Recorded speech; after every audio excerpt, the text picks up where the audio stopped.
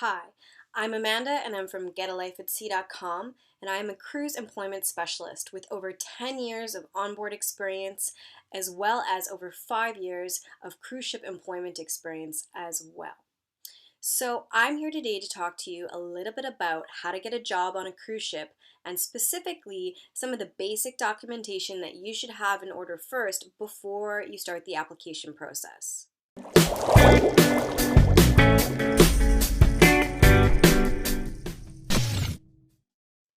So, number one, your passport.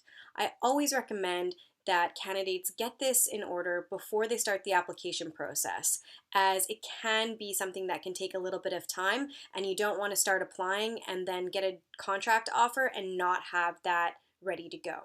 So, if you are able to do that in advance, I always recommend that you go ahead and do that. Number two, visas. Now, this can differ from company to company, and also it will be dependent on the country that you are from. Some countries will not require any additional visas to work on board a ship, and others may. So, in most cases, if you're working, for example, for an American cruise line, you will be required to get a C1D visa, which will allow you to work on board an American vessel. Or for an American company. The only nationalities that don't need that additional visa at this point are American citizens and Canadian citizens.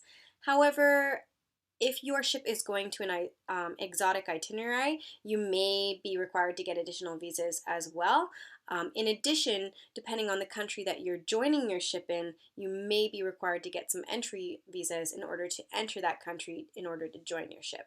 So, no worries really. Your company administrator will definitely hold your hand throughout the process and let you know exactly what you need to do in order to get those visas organized. And the company will provide you with letters upon their offer of contract to you if you do need to go to a consulate and get those visas organized.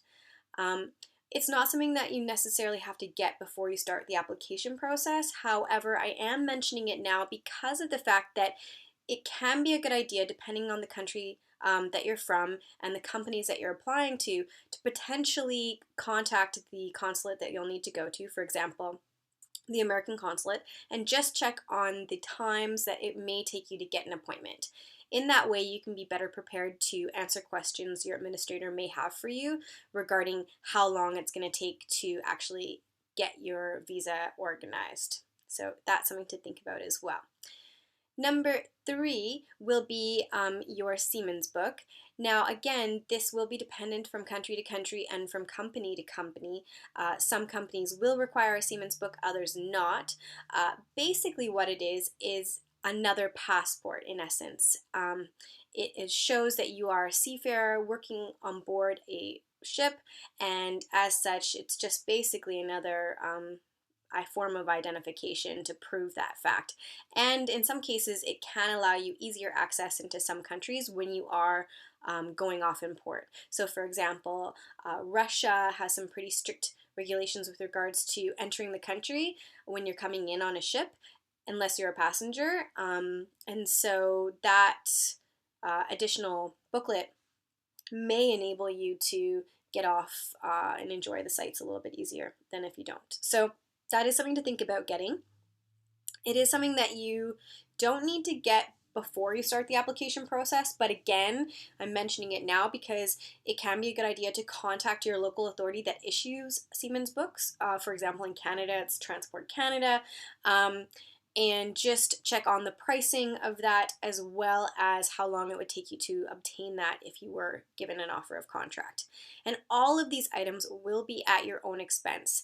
The passport, any additional visas that you require, and of course, the Seaman's book will be at your own expense. So if you are starting the application process, it is something to think about saving up for because these are costs that will be incurred by yourself, and in most cases the company will not be reimbursing you with regards to these.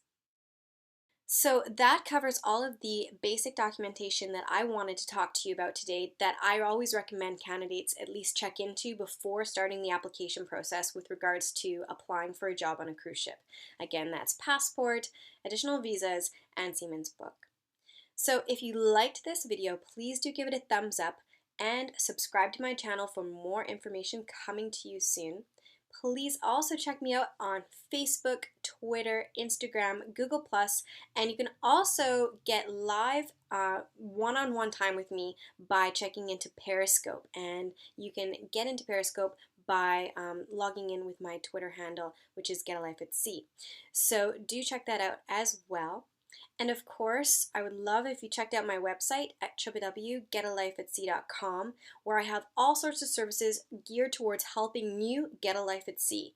From my How the Heck to Get a Job on a Cruise Ship guide, to resume consults, to resume creation, and of course, cruise employment coaching. So please do check that out if you'd like more information on how I can help you get a life at sea.